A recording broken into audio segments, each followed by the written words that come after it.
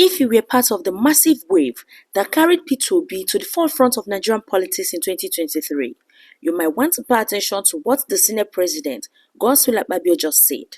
Now, in what felt like a subtle dig, but was anything but, Akpabio told reporters that Obi should focus in resolving internal chaos in Labour Party before thinking about another run for Aso Rock. There were many Nigerians, Nigerian youth and obedient family. Akpabio said Obi must fix Labour Party before fixing Nigeria.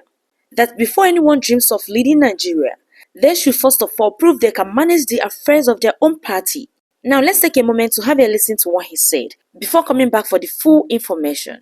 And yet, when somebody makes a statement that the labors of our heroes past are in vain, I beg to disagree.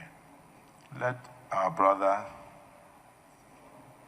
Peter Obi show leadership like Edwin Clark did by resolving first the crisis in the Labour Party. For a man who wants to run Nigeria, you have one of the smallest parties in Nigeria, and you cannot even resolve the crisis in that Labour Party. Is it the crisis of Boko Haram that you will come and resolve in Nigeria? I would like us to be known for what we did when we had the opportunities. As I speak now, I can tell you about the dualized thoroughfares in my state. I can tell about the flyovers in my state. I can tell about the best international hospital in my state. I can tell you about the monuments of government houses that are built, both for the governor and deputy. I'm one of the best digitalized governor's office in Nigeria. I can tell you about the best international stadium in West Africa. I can tell you about the free and compulsory education that I did for all Nigerians. I can tell you about the unity I brought in religion by sponsoring over 5,800 Muslims to the Holy Land and over 12 to 15,000 Christians to Rome and to Jerusalem. But then, those who are aspiring as presidential candidates and trying to cause division with their mouths, using the social media, tell them to resolve the small crisis in the smallest party they have in Nigeria first, before they come to talk about the larger Nigeria. But for the social media, it is unregulated. I wish you luck as you have a field day. I'm saying this because this is what Edwin Clark would have advised if he were alive. So I've started to speak his voice. May his soul rest in perfect peace. And on that note, may we rise to observe 1 minute silence in honor of this icon.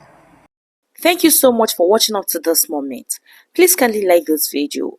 Subscribe to the channel if you haven't. Share and put on your notification bell to always be among the first to get our latest update on what is happening in Nigeria and beyond.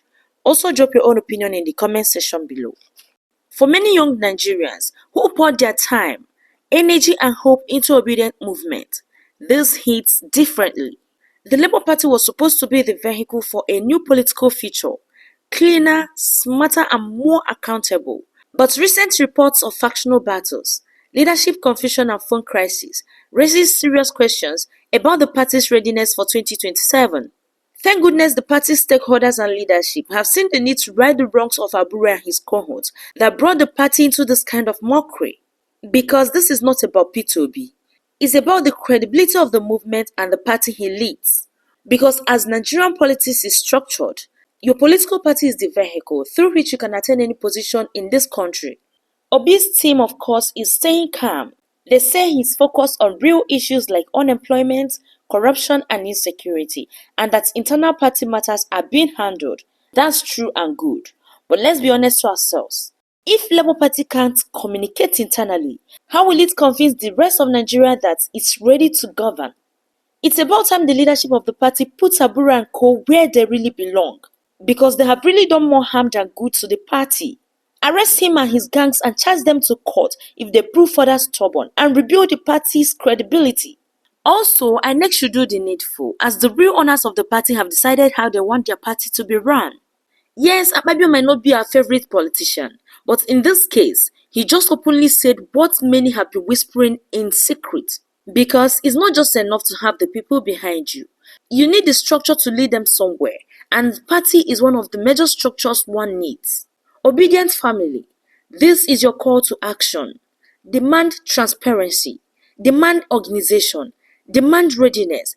Because if 2027 is going to be a different ball game, it has to start with fixing what is broken right now. Now let's have a listen to what Mr. Peter Obi said that made Akpabio to respond to him in that manner. And after watching, you can as well be the judge if Peter Obi was actually saying the truth or not. For somebody like me who has just been part of this 2023 election, he lived a life of courage, a life of sacrifice, a life of justice, a life that is valued. But most importantly, he's continued living that life to the end. I listened to my brother Mike when he talked about may the labor of our heroes past not be in vain. I'm sorry, I'm happy that One is here, and I'm happy that Jonathan is here. But I can tell you, their sacrifice is in vain. They've sacrificed for nothing. We're in this country when people were protesting. You didn't take me. When there was no need to protest under Jonathan. Where are those protesters? Have they died? Where are they? So why are we saying it should not be in vain? They then increased fuel from 8 to 7 naira to 120, and people were protesting in this country. And when it was 900, they were not protesting. Are they dead? So why are we saying it should not be in vain? People protested when naira was 180, and when it was 1,500, they're not protesting. Are they dead? So let's not say it should not be in vain. I spoke a few days ago, and people said I'm demarketing Nigeria. When it stood being demarketed, World Bank has just shown that 75% of Nigerians in rural areas are poor. Is World Bank demarketing Nigeria? UNICEF 2 days ago released that Nigeria now have over 2 million malnourished children, the second highest in the world. Are they demarketing Nigeria? Let's face the reality. Their labor is in vain.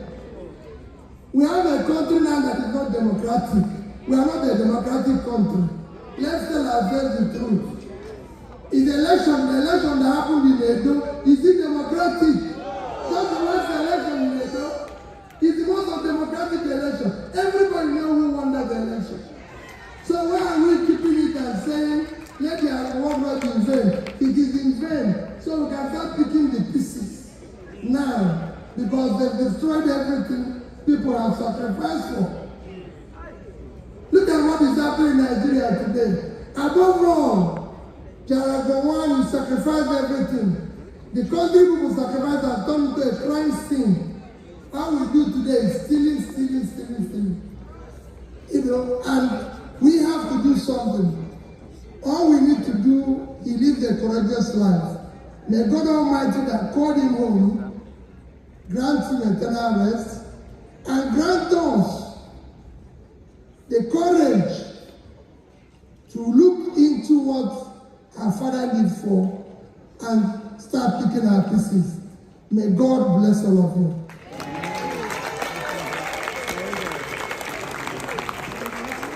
Your Excellencies, ladies